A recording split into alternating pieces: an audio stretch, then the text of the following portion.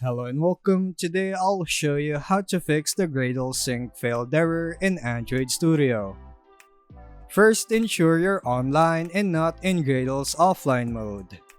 In Android Studio, go to File, Settings, Build, Execution, Deployment, then Gradle, and make sure offline work is unchecked.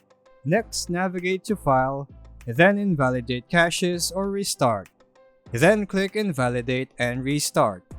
This clears corrupted cache and forces Android Studio to rebuild everything. After it restarts, click the Sync Project with Gradle Files button, often a refresh icon near the toolbar. This triggers Gradle to re-download dependencies and sync your project. If the error persists, close Android Studio, delete the hidden .gradle folder in your user home directory, then restart Android Studio and resync. This clears any corrupted Gradle metadata.